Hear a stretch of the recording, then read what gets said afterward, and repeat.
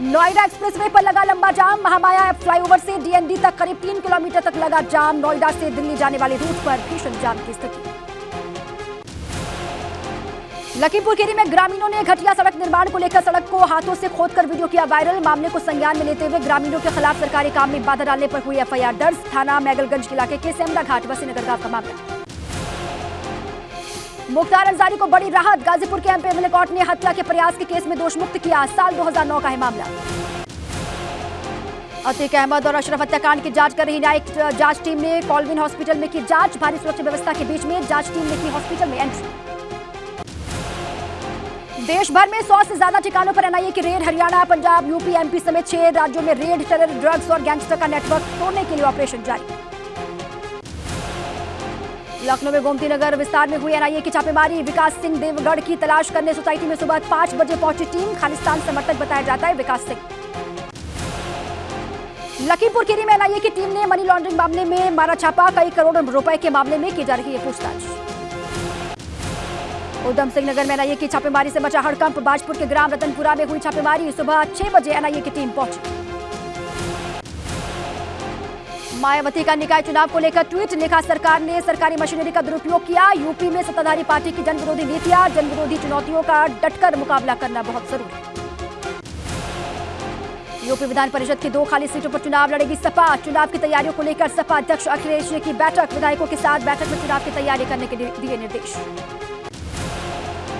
भाजपा ने 2 एमएलसी उम्मीदवारों के नामों का ऐलान किया। पद्मसेन चौधरी और मानवेंद्र सिंह को बनाया प्रत्याशी। विधान परिषद की 2 खाली सीटों के लिए 29 मई को होनी है वोटिंग। कानपुर में इरफान सोलंकी के चाचा इश्तियाक पर केस दर्ज हुआ। जाजमऊ थाने में इश्तियाक समेत 4 लोगों पर मुकदमा दर्ज हुआ। इश्तियाक सोलंकी के खिलाफ रंगदारी धमकी देने का आरोप है। All India Muslim personal law board के सचिव वरिष्ठ अधिवक्ता जफरयाब जिलानी का निधन हुआ। लंबे समय से बीमार थे। मौलाना खालिद रशीद फिरंगी महली ने शोक व्यक्त किया।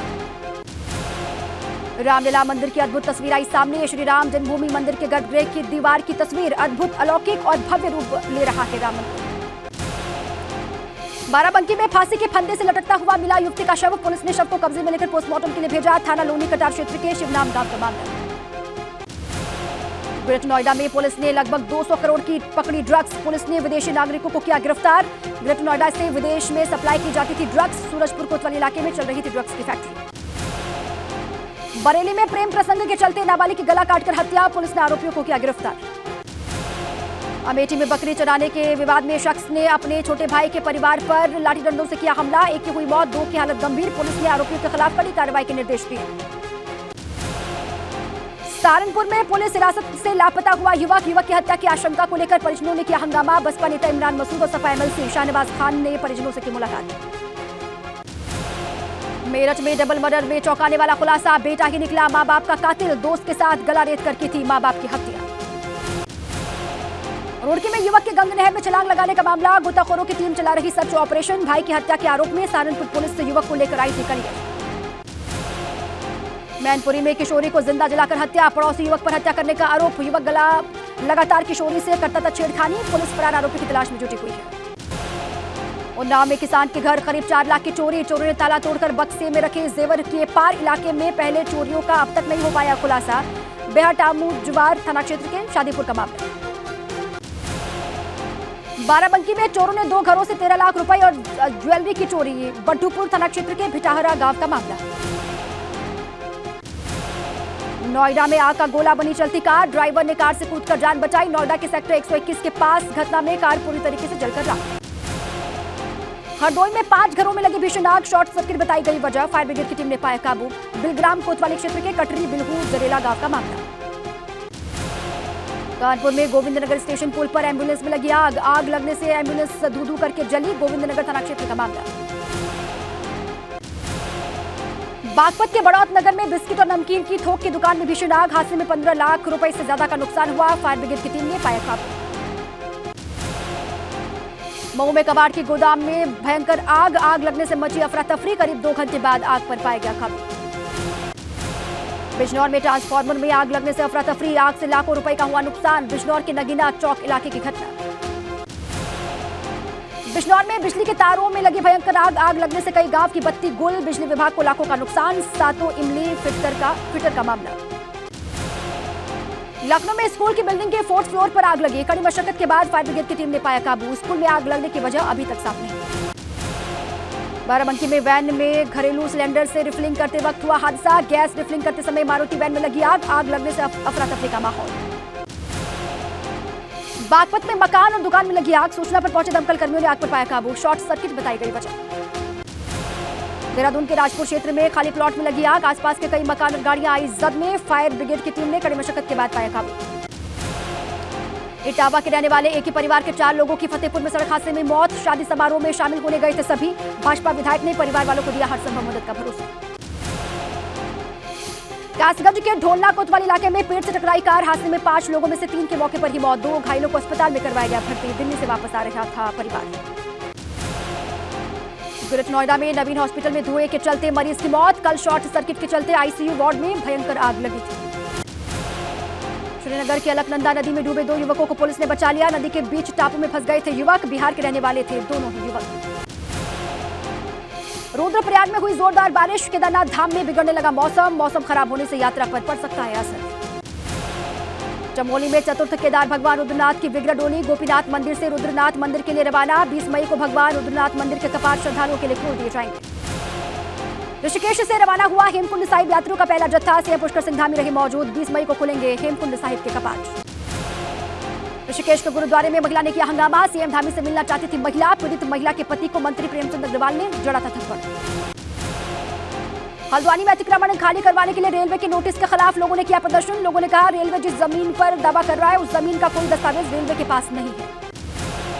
हरिद्वार में सफाई कर्मियों ने काटा हंगामा। कंपनी कासा ग्रीन ने नहीं दिया कर्मचारियों का वेतन। गुस्साए सफाई कर्मियों ने मिट्टी का तेल डालकर आत्मदाह की चेतावनी। अतिक्रमण के खिलाफ अल्मोड़ा में जिला प्रशासन ने की कार्रवाई तेज। जिले की सभी तहसील में एसडीएम के नेतृत्व में टास्क फोर्स का गठन। सरकारी जमीन पर अवैध कब्जे को लेकर चलाया जा रहा है सघन चेकिंग अभियान।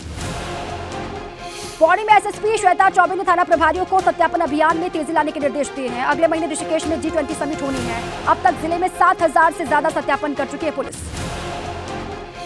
रुद्रप्रयाग में केदारनाथ धाम पहुंच रहे तीर्थ यात्रियों को टोकन सिस्टम के जरिए कराए जा रहे दर्शन। यात्रियों को अब घंटों लाइन में लगना नहीं पड़ेगा। उत्तरकाशी में 2 जगहों पर किया जा रहा तीर्थ यात्रियों का हेल्थ चेकअप। 15 यात्रियों की हेल्थ खराब होने के चलते उन्हें वापस भेज दिया गया।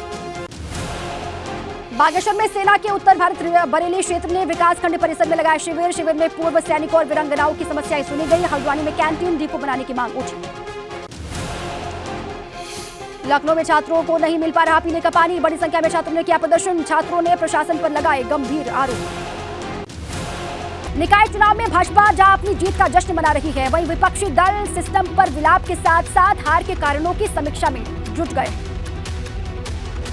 सपा अध्यक्ष अखिलेश यादव ने अपनी पार्टी के पदाधिकारियों के साथ हार की समीक्षा शुरू कर दी है। निकाय चुनाव में पार्टी को बड़ी हार का मुंह क्यों देखना पड़ा, इसे लेकर सारे पदाधिकारियों से रिपोर्ट ली जा रही है।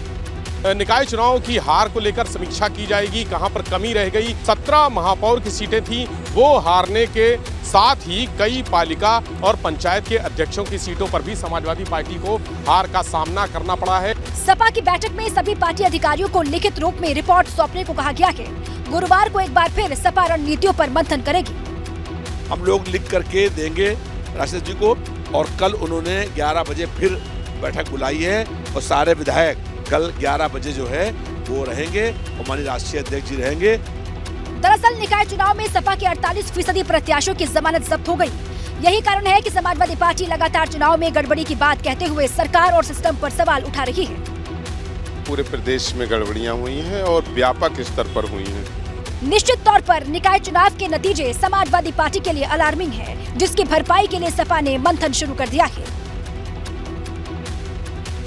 गोरखपुर में मेयर को लेकर गदर मचा हुआ है। एक और सपा की काजल निषाद ने भाजपा पर वोटों में गड़बड़ी का आरोप लगा दिया, तो साथ ही निर्वाचन आयोग की कार्यशैली पर भी सवाल खड़े कर दिए। यूं तो सभी 17 निगमों में हार के बाद समाजवादी पार्टी बौखलाई हुई है, लेकिन गोरखपुर नगर निगम में मेयर पद की हार समाजवादी पार्टी पचा नहीं पा रही है। गोरखपुर से सपा से महापौर प्रत्याशी काजल निषाद ने निकाय चुनाव में मिली हार को कोर्ट में चैलेंज करने की बात कही है। उन्होंने कहा कि भाजपा ने निकाय चुनाव जीतने के लिए 3 पार्ट किया है, साथ ही निर्वाचन आयोग की भूमिका पर भी सवाल उठाए हैं। आदरणीय जो हमारे राष्ट्रीय अध्यक्ष जी है उनका सहयोग है, मैं बिल्कुल कोर्ट में जाऊंगी। मेरे पास पुख्ता सबूत है कि 3-5 कहाँ किस राउंड पर इन्होंने किया है, मेरे पास सबूत है लिखित में, मैं जाऊंगी। वहीं काजल निषाद के आरोपों पर भाजपा मंत्री JPS राठौर ने पलटवार किया। उन्होंने कहा कि विपक्ष के पास कोई काम नहीं है, सिर्फ संस्थाओं को बदनाम करते हैं। ये लोग कोर्ट में लेकर हर विषय को गए, हर हमारी संस्थाओं को बदनाम करने का काम किया। निर्वाचन आयोग पर इन्होंने आरोप लगाए, EVM को गालियां देने का काम किया। लेकिन जब मैनपुरी में जीतते हैं तो EVM को धन्यवाद नहीं कहते हैं, EVM से माफी भी नहीं मांगते हैं। बता दें कि गोरखपुर मेयर पद के लिए भाजपा के डॉक्टर मंगलेश श्रीवास्तव को 1,80,629 वोट मिले, जो टोटल वोट का 17.22% था। वहीं सपा की काजल निषाद को 1,19,753 वोट मिले, जो कि टोटल वोट का 11.42% था। बहरहाल काजल निषाद के आरोपों के बाद सूबे की सियासत गरमाई हुई है। निकाय चुनाव में करारी शिकस्त मिलने के बाद बसपा सुप्रीमो मायावती ने गुरुवार को बड़ी बैठक बुलाई है और इस बैठक में पार्टी के सभी बड़े नेताओं को शामिल होने का निर्देश दिया गया है। गुरुवार को होने वाली बैठक में मायावती निकाय चुनाव में हुई हार की समीक्षा करेंगी, साथ ही लोकसभा चुनाव की रणनीतियों पर भी बसपा मंथन करेगी। बसपा प्रमुख मायावती ने ट्वीट कर 18 मई की बैठक के बारे में जानकारी दी है। उन्होंने योगी सरकार पर निकाय चुनाव में सत्ता के गलत इस्तेमाल का आरोप भी लगाया है। मायावती ने ट्वीट में लिखा कि सत्ताधारी पार्टी द्वारा जन विरोधी नीतियों, गलत कार्यकलापों, सरकारी मशीनरी का दुरुपयोग, इनका द्वेषपूर्ण दमनकारी व्यवहार और धर्म का राजनीतिक स्वार्थ के लिए इस्तेमाल अति गंभीर व अति चिंताजनक है, लोकतंत्र के लिए घातक है। मायावती की समीक्षा बैठक को सपा ने महज दिखावा बताया है, साथ ही बसपा को भाजपा की बी टीम करार दिया है। BSP भारतीय जनता पार्टी की बी टीम बन गई है। वो जो हार की समीक्षा कर रही हैं वो केवल दिखावा है। वास्तव में BSP खुद ही भारतीय जनता पार्टी को चुनाव लाने का काम कर रही थी। और जो ये नगर निकाय के चुनाव हुए हैं पूरे प्रदेश में बहुजन समाज पार्टी का जो प्रदर्शन है उसके आधार पर आगे जो 2024 का लोकसभा का जो चुनाव है उसके बारे में माननीय बहन जी हम सभी लोगों को निर्देश देंगे। गौरतलब है कि इस बार नगर निकाय चुनाव में भाजपा ने राज्य के सभी 17 नगर निगमों के महापौर पद पर एकतरफा जीत हासिल की है। किसी भी विपक्षी दल को महापौर सीट पर जीत नहीं मिली। नगर पालिका परिषदों और नगर पंचायतों में भी भाजपा का दबदबा रहा।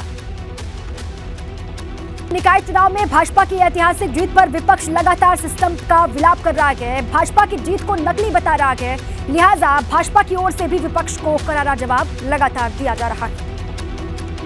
निकाय चुनाव के नतीजों में भाजपा की बुलडोजर ने अखिलेश की सपा, मायावती की बसपा, कांग्रेस समेत तमाम विपक्षी दलों को ऐसा रौंदा कि सुपड़ा साफ कर दिया।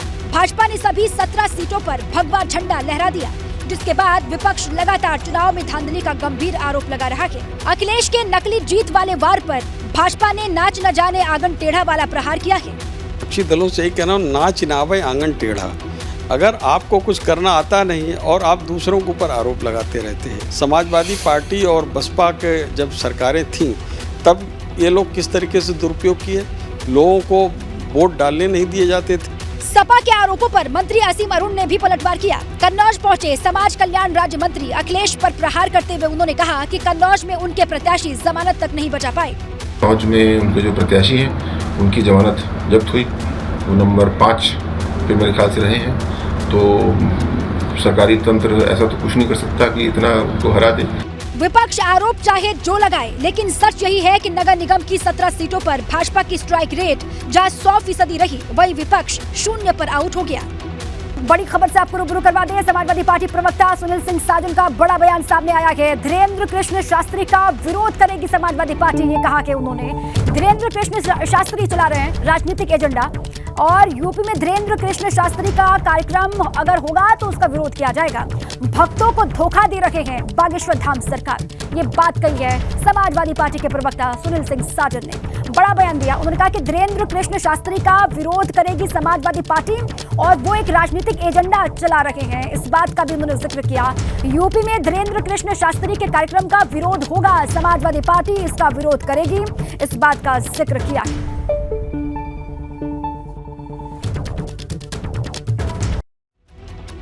आते हैं तो समाजवादी पार्टी विरोध करेगी, जो बात वो कहते हैं हिंदू राष्ट्र तमाम बातों को लेकर विरोध। समाजवादी पार्टी इस देश के और प्रदेश के जो सामाजिक ताना बाना है, राजनीतिक ताना बाना है, आर्थिक ताना बाना है, अगर इसको कोई बिगाड़ेगा तो हम उसके खिलाफ बोलेंगे और उसके खिलाफ खड़े होंगे।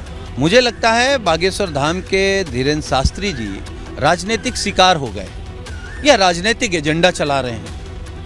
या तो उनके साथ धोखा हुआ है या वो भक्तों के साथ धोखा कर रहे हैं। दो में एक काम है।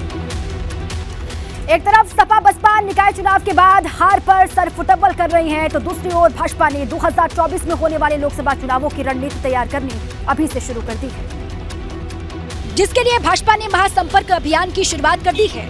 पार्टी ने नोएडा में वेस्ट यूपी के अपने पदाधिकारियों के साथ बैठक की, तो वाराणसी में क्षेत्रीय कार्य समिति की बैठक की। दरअसल लोकसभा चुनाव 2024 के लिए पार्टी ने 80 में से 80 सीट जीतने का लक्ष्य रखा है, लेकिन हाल ही में हुए निकाय चुनाव के परिणामों पर गौर करें तो कई बड़े सांसद और केंद्रीय मंत्रियों के क्षेत्र में पार्टी की हार से चिंता बढ़ी हुई है, जिसके बाद भाजपा प्रदेश कार्यकारिणी की बैठक बुलाई गई है। जनता पार्टी ने व्यापक जनसंपर्क एक अभियान 30 मई से 30 जून तक चलाने का निर्णय केंद्रीय पार्टी ने लिया है। आज क्षेत्र की बैठक में, पश्चिम क्षेत्र की बैठक में सभी वरिष्ठ जनप्रतिनिधियों के साथ, पदाधिकारियों के साथ पूरे कार्यक्रम की रूपरेखा बनाई है। बुधवार को काशी क्षेत्र की बैठक वाराणसी में की गई। बुधवार को ही नोएडा में पश्चिमी क्षेत्र की बैठक हुई। ब्रज क्षेत्र की बैठक गोरखपुर में 18 मई को होगी। कानपुर और अवध क्षेत्र की बैठकें 19 मई को होंगी। 20 और 21 मई को जिला कार्य समिति की बैठकें होंगी।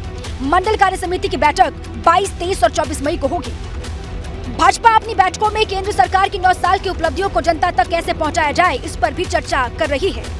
तमाम जो पार्टी के जो पदाधिकारी हैं, जनप्रतिनिधि हैं, जो जीते हुए मेयर हैं, वो सब इस मीटिंग में मौजूद हैं और अब महासंपर्क यानी कि अब 2024 के लक्ष्य को लेकर एक महासंपर्क करने जा रही है भारतीय जनता पार्टी।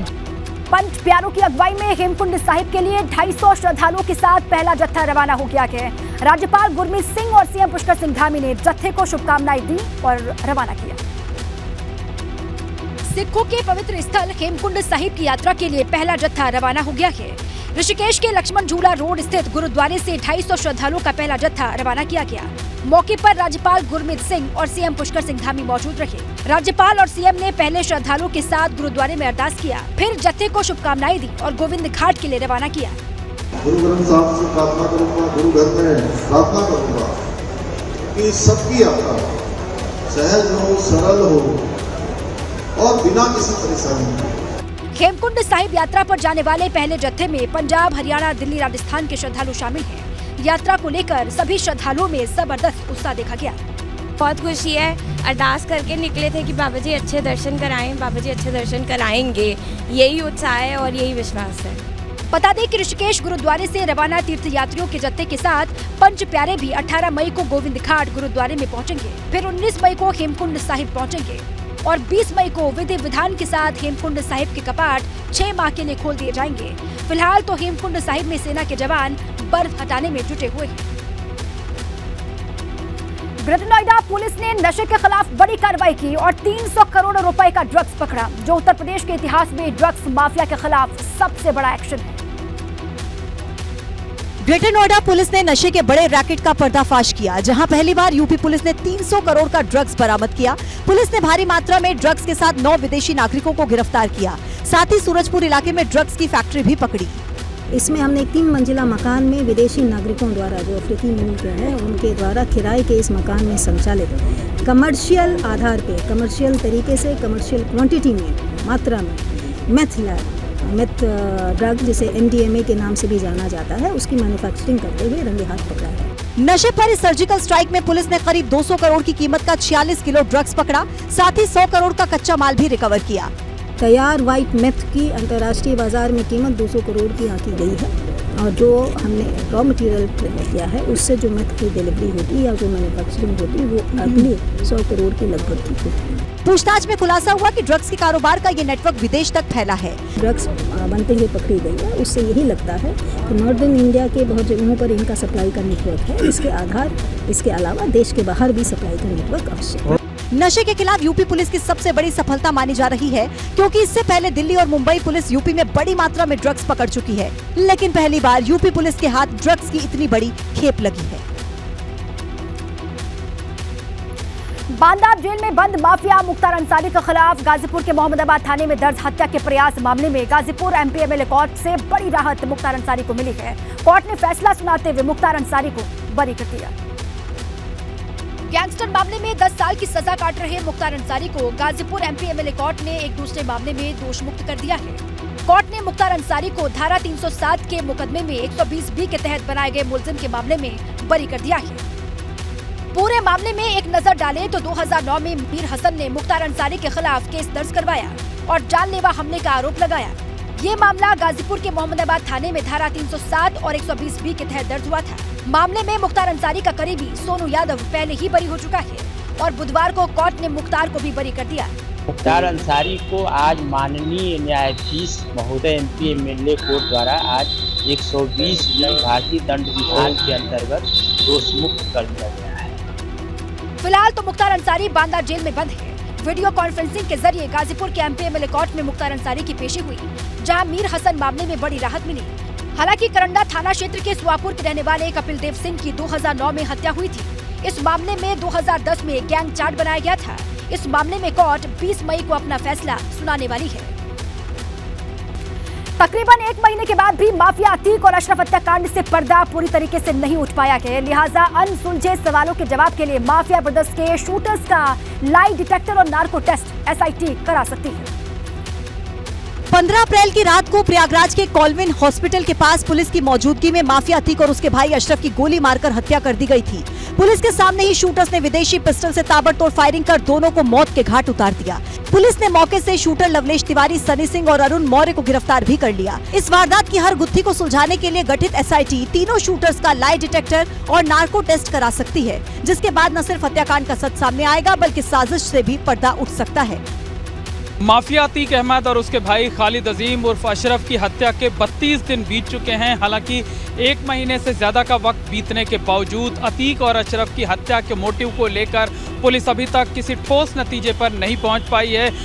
दरअसल 15 अप्रैल की रात वारदात के बाद पकड़े गए शूटर्स ने खुद का नाम कमाने के लिए अतीक और अशरफ की हत्या की बात कबूली थी। हालांकि कई सवालों का सही जवाब पुलिस को अब तक भी नहीं मिल पाया है, जैसे माफिया ब्रदर्स की हत्या की साजिश कैसे रची गई, इस हत्या में और कितने लोग शामिल थे, जिस वक्त हत्या हुई उस समय मौके वारदात पर और कौन मौजूद था। एनआईए ने आज देश भर के 6 राज्यों में 100 से अधिक ठिकानों पर ताबड़तोड़ छापेमारी की। ये कार्रवाई आतंकवादी, गैंगस्टर और नशीले पदार्थ के स्मगलर्स के नेक्सस को नेस्तनाबूद करने के लिए की गई।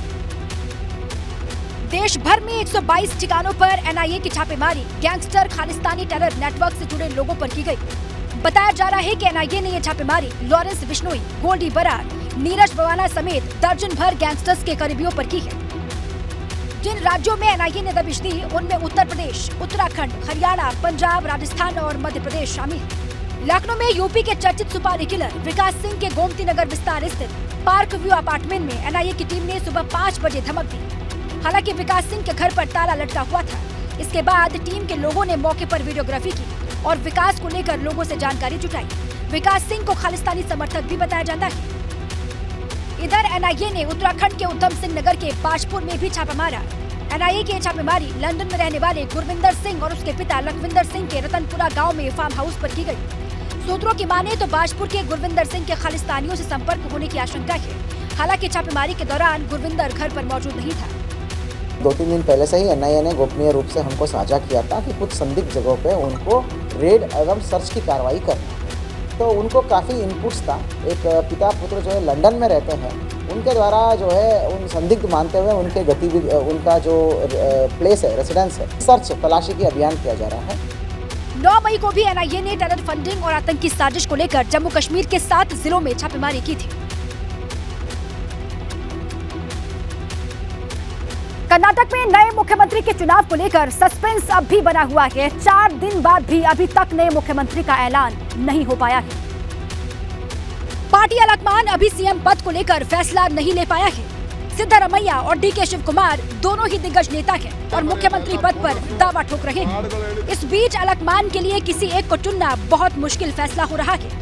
बुधवार दोपहर तक कांग्रेस पार्टी ने यह तय कर लिया था कि कर्नाटक के अगले सीएम सिद्धरमैया ही होंगे, जिसके बाद सिद्धरमैया के समर्थकों ने जश्न मनाना शुरू कर दिया था। लेकिन शाम होने से पहले बाजी पलट गई। सूत्रों की माने तो डीके शिव कुमार मुख्यमंत्री पद को लेकर अड़ गए। पार्टी में 2.5 साल के फॉर्मूले पर भी चर्चा हुई। इस पर भी डीके शिव कुमार ने शर्त जाहिर कर दी और इसमें पहले के 2.5 साल का कार्यकाल खुद के लिए चाहते हैं। इधर कांग्रेस कर्नाटक में वन मैन शो नहीं चाहती है। पार्टी के शीर्ष नेताओं के बीच अब इन सब मुद्दों पर बातचीत चल रही है। कृपया करके झूठी खबरों और भाजपा की अफवाहों पर विश्वास मत करिए। श्री मल्लिकार्जुन खड़गे जी, जिनको कांग्रेस विधायक दल ने सर्वसम्मति से ये अख्तियार दिया है कि वो कांग्रेस का अगला विधायक दल का नेता एंड कॉन्सिक्वेंटली मुख्यमंत्री घोषित करें, वो बाकायदा संपूर्ण चर्चा कर रहे हैं। हो सकता है आज, हो सकता है कल तक हम आपको ये निर्णय बता देंगे, इसलिए जल्दी मत करिए, विचलित मत होइए। इसके अलावा कर्नाटक में जीत के बाद दिल्ली आए कांग्रेस नेता डीके शिव कुमार और सिद्धरमैया ने राहुल गांधी से मुलाकात की है। इसी बीच ये बात भी सामने आई कि अब डीके शिव कुमार को मनाने की जिम्मेदारी प्रियंका गांधी को सौंप दी गई है।